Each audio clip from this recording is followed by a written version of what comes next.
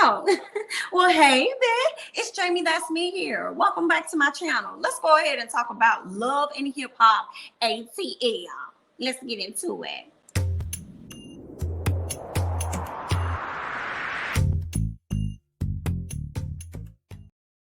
All right, y'all. I can't complain about the episode. It was pretty decent. You know what I'm saying? For the most part, I like the new angle that love and hip hop is taking. It don't really seem like it's a lot of drama as it's been in the past, but I still notice how y'all shoot stuff.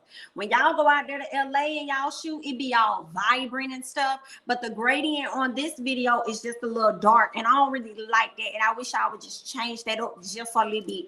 But we'll take what y'all give us, okay? Because we've been taking it. Let's go ahead and get into Rasheeda and Kirk. All right, they're letting us see more of their home life. They got baby Carter at the house. He homeschooling and stuff, but that's not the only thing. Okay, they still got to run businesses and stuff. I believe that the bistro was closed down for like 4 months, but luckily for Rasheeda, with her clothing store that she has, I think she has a few stores open now, maybe like 3 of them. She's still able to sell merchandise online if she can't get it to you, if y'all ain't able to come to the store. You know what I'm saying? So at least she had one form of business that was still being able to move about. Kirk and Rasheeda are having issues at the bistro. Like I said, not only did it close down for 4 months, but obviously baby Kirk and baby Kai, both of their girlfriends got into a fight. They up there fighting in the bistro, and then Kirk's daughter had to jump into it. Now, I don't know if she jumped into it to stop the fight or if she jumped into the fight so that she can help fight somebody else in the fight. I don't know, but it was a catastrophe.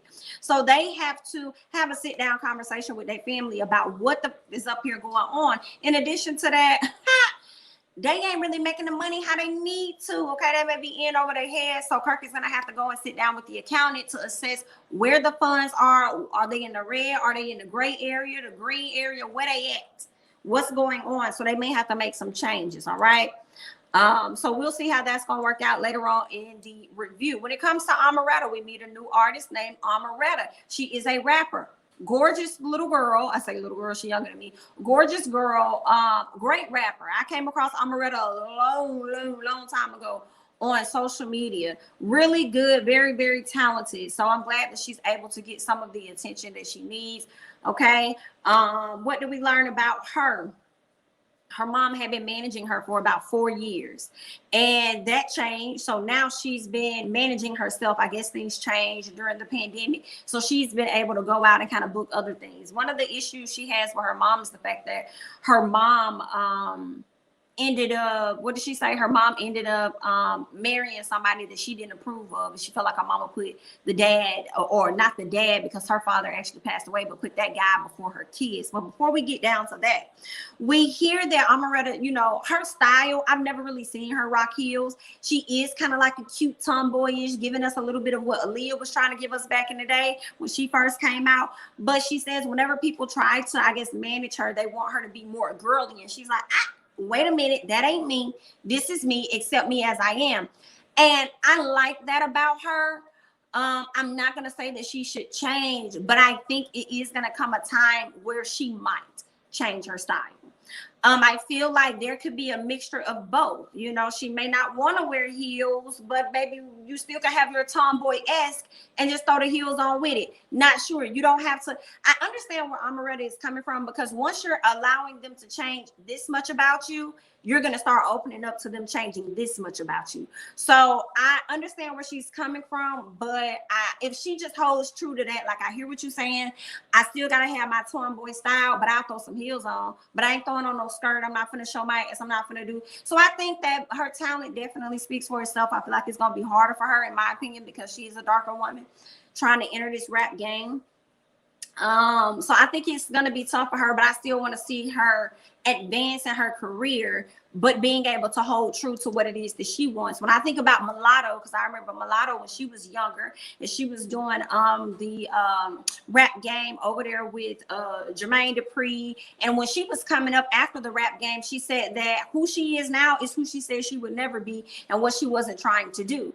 But the moment she started to change her style, I ain't gonna lie, that's when I started looking at her sideways and kind of like falling off her little music and stuff like that, because I didn't like the direction she was going. But if she would not have gone that direction, she wouldn't be who she is now, Big Lotto, you know. Unfortunately, that's what sells. Sex is something that sells. That's what they want to see, and I really hate that. And hopefully, whenever Amaretta gets higher in ranking in the industry, she could change some of that. We'll see. We'll see, because that seems to be the only time y'all truly listening to these rappers is when they showing a piece of ass or something like that. But y'all ain't getting into Rhapsody and all the stuff she over there talking about, and they showing y'all a piece of shit. But bars, okay? But that's that on that. I feel like Amaretta can kind of do that, and because it makes me think about Eve, because Eve came into it as a tomboy too, even though she had some revealing clothing as well. I feel like Amaretta could still cover up, still be sexy, still give y'all heels, and still be successful. And I think it's also going to depend on what she defines as successful for her. Who Mulatto may be, or how high she is, you know, because I feel like Cardi is higher than Mulatto, you know. Of course she is, you know. So Cardi is a bigger star than Mulatto. And I'm trying to think of who's another good star, but not as high as Mulatto. I can't think of any right off the top of my head. But if that's how far Amaretta wants to go. A lot of people don't deem themselves successful because they got signed. Because when you get signed, that's just like getting a loan. Okay, you just getting an advance for millions and millions of dollars so that you can flex to these people, but you still gonna have to pay that money back. And that's why a lot of people have issues with their label, because they be having so many different hands in the pot.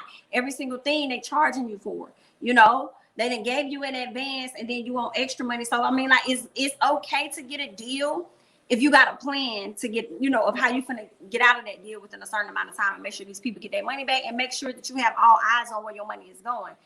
But her definition of success may be that I'm able to tour on my own. Like, I think Lupe Fiasco may have gotten out of his deal, and he do all his independent. So it's like, she may want to be successful. Like her definition of successful may be defined to her being an independent artist, not having to change anything about herself to get to a certain status where she may have 500,000, you know, followers and 250,000 monthly listeners streaming her shit and stuff. So her definition may be different than others, you know. So that's that on that. I just went on like a little tangent or whatever. So Amaretta, girl, just stay true to yourself, do your thing. You don't have to do what everybody else is doing.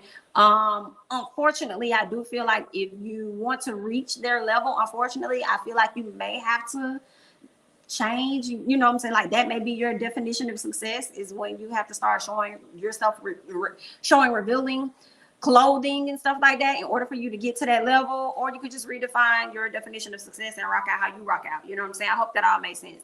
But that's that on that. So let's go ahead and move on. So she has a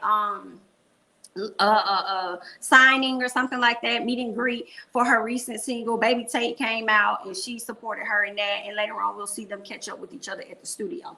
We have Yandy and mendeecees heading to, I believe it's Louisville, Kentucky, to protest and advocate for the murder of Breonna Taylor. Extremely unfortunate situation, and I hate that it's been this long and they still have not gotten justice. But the officers were fined for shooting into somebody else's apartment. What kind of bullshit is that? Like, the bullet going somewhere else. Like, that shit is just like so outrageous, and it's sad that you have to fight this hard just to get justice for what is clear. You know what I'm saying? For what is clear to be an injustice to somebody, when y'all just walk up in here and murder people. That makes no sense. I do think that I commend Yandy for going out there and, you know, constantly advocating and putting herself on the line. But then I also feel like, why are you taking your husband out there when you know he's on probation? And he's a televised individual, so he already has a target on his back. So any little thing could potentially get him landed right back in prison and have your children without a father. All because you want him to be there and be supportive to what you got going on. Because I really feel like with mendeecees, if it was his choice, he wouldn't even go to this shit. I think he did that purely off of the strength of Yandy. Now, I think also that when he reflects back to his time in prison, there were a lot of guys that are in prison for no reason, shouldn't be. And he probably feels like he wants to advocate for them. And him also saying, he hear the correctional officer saying, hey, dog, when you get out, do this, that, and the other. You know what I'm saying? Because they probably feel like they'll be in jeopardy, or their jobs or their lives will be in jeopardy if they speak out against some of the injustices and things that's going on. So I understand why mendeecees did it, but I also feel like, in my opinion, y'all let me know y'all thoughts, it's bigger than that too. you could potentially have this man locked up again, away from his kids, and he may never see them again. Like, you just don't know. So I just feel like if you want to advocate, that's fine, but at least leave those kids with one of their parents. Like, come on now, because this thing could go left either way, you know. So to me, that did not make logical sense, but that's what they did. It's all over. Mendeecees is safe, so congratulations. Erica and Safaree, you know, Safaree not at the house, Erica at the house with her sister. Her sister Lisa came in town. She's really been helping Erica out a ton because Erica has been stressed the out. Okay. Her sister learns that she's pregnant. You know, she wanted to know about her doctor's appointment. Erica showed her the ultrasound. She just found out she's about 23 weeks pregnant. She said that she couldn't even really focus or think about the fact that like something was happening to her body because she's been so stressed out about this mother over here. Okay. Every time, and y'all know I used to really like Safaree, but since she's been going through this situation and now I see him in videos dancing, he looks such like a fucking clown. Like, it bothers me so much that you have a child that's in NICU, sick as hell, and you out here just dancing and partying and all this stuff. Like, sir, okay? And for me, it's after the fact of it being your birthday, okay? Now, it's one thing you celebrate for your birthday, you're trying to get your money, you've already, you know, probably secured this spot, and you can't give them the money back because the money is spent. Get it. You know, but it's the after the fact, like, that's bothering me, honey. But okay. Erica is really feeling alone. She hasn't even told him that she's pregnant yet because she has a fear that the man really gonna leave her if she tell him she pregnant. Now, what kind of shit is that? All because he feels like being a dad is too much. Talking about nobody told him that. Like, boy, bye. And I don't even think he should be saying, you know, having a child, ain't nobody told me being a child was going to be this much work. Don't put it on no child, put it on you. Being a dad for you is a little too much. That's what you're trying to communicate. You being a father is too much for you, which is sad as hell. Okay, because when you put it in that context, you're going to see just how dumb your ass sound and like, oh shit, maybe I need to step up. Maybe I need to do a little more. Yeah, maybe you do. Okay, maybe you need to reframe your damn thinking. I don't like that. So let's move on to Kirk and his accountant. So Kirk has to go and have a sit down with his accountant regarding his finances, honey. Got to go have a sit down regarding his finances and what's going on over there at the bistro. Come to find out, they in the red. They in the red. But the accountant tells him, listen, don't trip off of that because we can get you out of that situation. Like, don't worry about that part. You know, don't give up on the bistro yet. We can get you out. And then he tells him about the situation going on with the bistro as far as the family not being all on one accord so they can get this money. So they're running amok in the palace. And right now, Kirk is stressed the fuck out. Moving on to Jock. Jock actually goes up as he kept his promise to Yandy that he's going to be a part of the protesting. He decides to go up. He, my son, I think that's his name, and or my son, and mendeecees all walking around, you know, just talking about everything, talking about Brianna, talking about life, talking about the police and the injustice and everything. So they're there supporting Yandy and the girls in this moment. Baby Tate and Amaretta, they meet up at the studio. And what we learned is that Baby Tate got a boo out there in Cali that we're going to see later on this episode, or this season.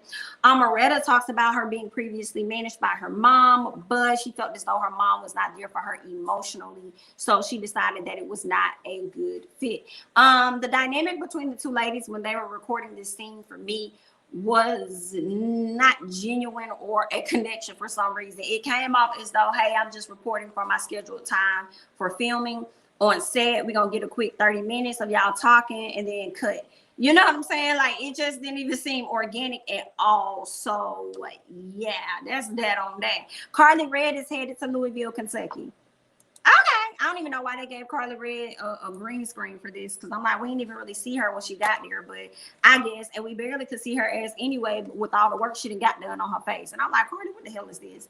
Girl, you was looking so young with the face you had before. You don't let that man that you was with get in your head so much that those fillers got you looking 5 years plus the age that we already thought that you were, girl. So I can't deal. Let's go ahead and move on. Amaretta having a conversation with her mama. She in the kitchen trying to cook some. She's trying to cook some meat with butter in the pot. I'm like, girl, you can't do that. I'm like, she probably can. I don't know. I'm just trying to figure out what the hell she cooking because I ain't never cooking like that. That's why I'm like, what you doing? Okay, maybe this is a meal that I'm not familiar with. Her mama decided to help out. Her mom was telling her, listen, you know, I'm tired of finding out about what's going on with you by way of social media. I want to be a part of the know. Like, I want to know what's going on. Amaretta is obviously still upset with her mom over some man that she chose to be with. So I guess like Amaretta's father died after a year of her being alive, a year after she was born. He passed away. And then I don't know at what point in her life her mom got with this man and thought that he was more important than her kids. But Amaretta felt like no love from her mom. And her mom is at a place where she's not willing to admit to that or accept that or say, hey, I did this or anything like that. So that's the issue that Amaretta is having with her mom, that she won't own up to anything that she's done. I don't know where that's gonna go. Clearly the mama was like, dang, so I gotta admit that and accept that I was at fault as a parent in order to have you, you know, back in my life how I want you to. And she said, well, I guess I just lost a daughter. And I'm like, with that mindset, y'all ain't never gonna go nowhere, because as a parent, sometimes you have to admit the fact that you didn't do things right all the time. And that's okay. You know what I'm saying? Like, I mean, it's not okay, but it's okay that you didn't do things all right all the time, because some stuff you just didn't know. You didn't know how it was like affecting your kids until you get older and you probably reflect back and look like, yo, I made some bad choices, you know. But you can't try and you can't not acknowledge her experience if that's what she felt that she experienced. You know what I'm saying? I also feel like parents know when they're giving more energy to other things and people than they're giving to their own kids. You know, just because you may think that, oh, she's turned out fine, she's doing great, she's doing music, she's doing this and that, that don't mean shit. That don't mean deep down inside she wasn't damaged from your behavior and your actions prior to. So I think that her mom is definitely going to have to take on some type of ownership for how she's made her daughter feel and how they've gotten in this place within their relationship in order for them to move forward, to have a good mother-daughter relationship. But the fact that she's just like, dang, I guess I done lost my daughter, that's messed up. No, what's messed up is the fact that you won't take in the consideration or the possibility that you were not great as a parent at a certain time. You know what I'm saying? So that's that on that for me. Okay, girl. So y'all work that out. We see Kirk having a speech with his family, talking to them like, yo, we having issues. Okay. I got a lot of SHI. I got y'all I got to take care of. I got my kids I got to take care of. I got my own lifestyle. Like, we got to do better at running business. Like, not only did they get into the fight and the altercation, I just think that they're not doing a good job overall as handling business. Okay. So what ended up happening? Oh, one of the daughters, when the fight or whatever broke out, his daughter felt the way that Kai and his girlfriend got to work and she didn't. And he was like, girl, that ain't had shit to do with y'all. That was business, okay? So we threw them on the schedule. We needed help. We threw them on the schedule. It was what it was. It's probably gonna be times where y'all gonna be working and they not. Like, that's how it is. Like, don't take this personal. Okay, so they're having all of these issues. The girlfriends are really still not on one accord. Kai is over everybody. He's done with them. He's like, all y'all foolish. At this point, Kai walks out. Kirk is like, listen, I'm not begging nobody to be here. If y'all don't want to be here, I'll hire some other people that will. I understand where you're coming from, Kirk. I know you want this to be a family thing. But you probably are going to have to hire other people, okay? Now, if your son ain't never been a manager before, I don't know why you would put him in a manager position. You should have put him at maybe a assistant manager position and then actually hired somebody that has a background in managing. That's okay. Or you could have had two managers. If he didn't want to be called assistant, he could have been called co, or it could have been two managers.